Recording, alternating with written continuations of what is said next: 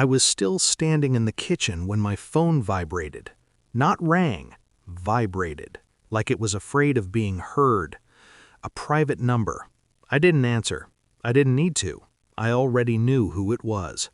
Her father never called me directly. He preferred boardrooms and lawyers, silence as leverage.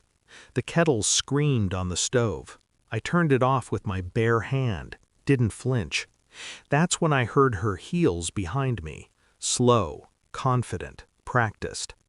"You really think you can scare me?" she said, smiling at her reflection in the microwave door. "Go ahead, leave. I give you a week without me. A week." I placed my keys on the counter, one by one, metal on stone, each sound deliberate. She laughed.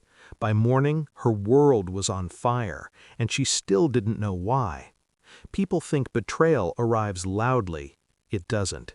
It arrives dressed in silk. It smells like expensive perfume. It sleeps next to you and learns your breathing pattern.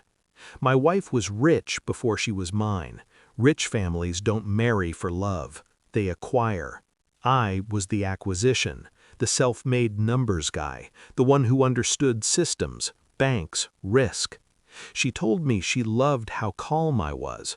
What she meant was controllable.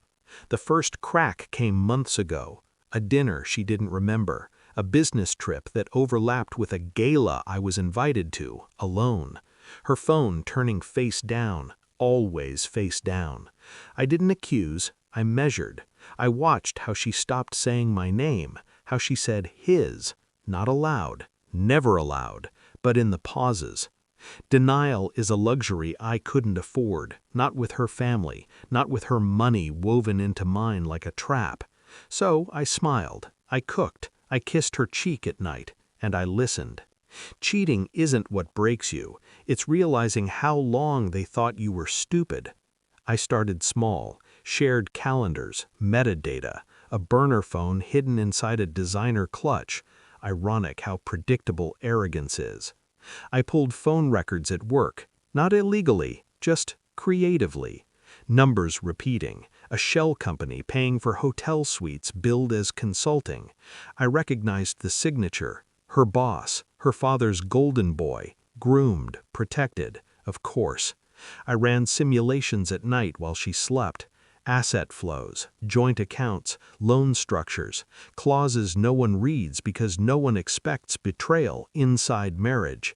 She underestimated me. That was her mistake. The DNA envelope arrived first. I hadn't planned on that, but when doubt whispers, you answer. The child she said we'd try for someday? Not mine. Probability, 0. I sat in the car for an hour holding the paper, not shaking, just recalibrating. Then the bank statements arrived, shell companies tied to our joint credit line, my credentials authorizing transactions I never approved. Fraud. Not romantic, not dramatic, just devastating. That night, I placed the envelope on the table. No speech, no yelling. She opened it. Her face collapsed inward, like a building designed to fall only once. "I can explain," she whispered. I nodded. "I know," I said. And that broke her more than screaming ever could. Leaving wasn't rage, it was execution. I didn't take clothes, I didn't take photos, I took access. By midnight, I'd triggered compliance alerts across 3 banks, loans frozen, credit lines locked, audits initiated automatically. By morning, the call came. Her father was shouting so loud I could hear him without putting the phone to my ear. "The bank just called," he screamed. "What did you do?" I waited. Her boss was yelling in the background, his voice cracking. Careers don't survive paper trails. "I corrected an error," I said calmly. "My name was being used without consent." Silence, then fear. That's the sound people never forget. She showed up at my office. No heels this time, no smirk. She cried, she begged. She said my name again, like it meant something now. I listened, then I stood.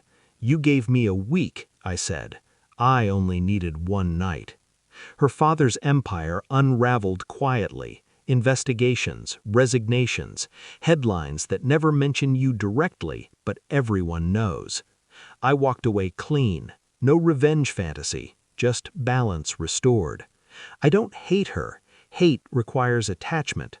What I feel is lighter than that. Clarity. She thought wealth made her untouchable. She thought love was leverage. She was wrong. The truth doesn't shout. It waits. And when it moves, it ends.